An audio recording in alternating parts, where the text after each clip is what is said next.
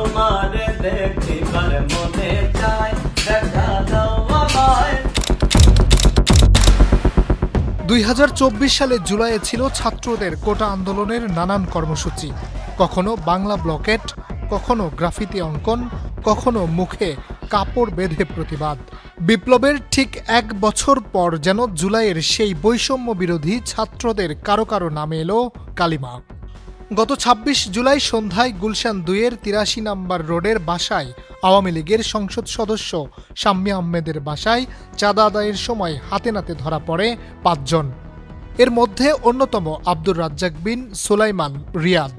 জুলাই গণ অভ্যুত্থানের আগে পরে রাষ্ট্রীয় প্রশাসনিক, রাজনৈতিক এবং বিভিন্ন ব্যক্তিদের সাথে সেলফিবাজিকে পুঁজি করে সমন্বয়ক রিয়াদ চাঁদাবাজির শিল্প গড়ে তোলে।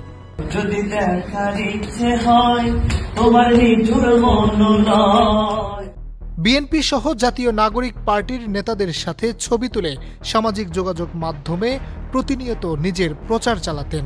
কখনো কখনো নিজেকে স্বরাষ্ট্র মন্ত্রণালয়ের ছাত্র প্রতিনিধি পরিচয় দিতেন তিনি। বিভিন্ন পরিচয়ে রিয়াদের এই চাঁদাবাজি যা সিনেমার কল্পিত ঘটনাকেও হার মানায়। আওয়ামী লীগের সাবেক সংসদ সদস্য শাম্মী আহমেদের বাসায় চাঁদাবাজি করতে গিয়ে গ্রেফতার হওয়া বৈষম্য বিরোধী ছাত্র আন্দোলনের সাবেক সমন্বয়ক আব্দুর রাজ্জাক রিয়াদের বাসা থেকে এবার পাওয়া গেল 2,25,00,000 টাকার চেক। 30 জুলাই বুধবার সকালে ডিএমপির এক সংবাদ সম্মেলনে এই তথ্য জানান ঢাকা মেট্রোপলিটন পুলিশের মুখপাত্র মোহাম্মদ তালেবুর রহমান। এর আগে সংরক্ষিত মহিলা আসনের সাবেক সংসদ সদস্য শাম্মী আহমেদের বাসায় সমন্বয়ক পরিচয় দিয়ে 50 লাখ টাকা চাঁদা দাবি করা হয়। শাম্মী আহমেদ পলাতক রয়েছেন, তাই তার স্বামীর কাছ থেকে এই চাঁদা দাবি করেন রিয়াদ।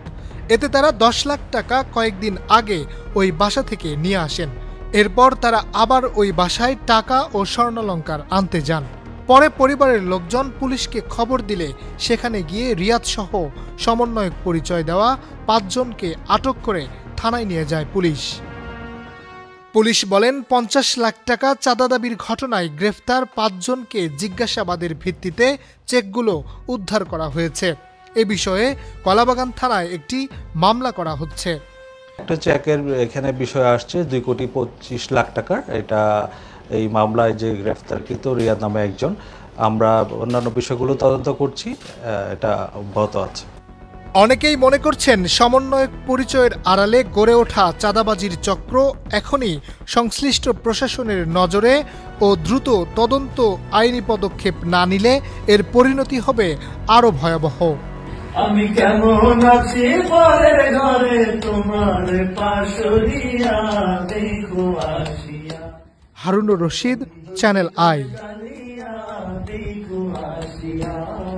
বান্ডেল থাকলে প্রতি সেনমানিতে টাকা বাঁচবে। বিকাশ সেনমানি বান্ডেল কিনে জিতুন প্রতি লেনদেনে।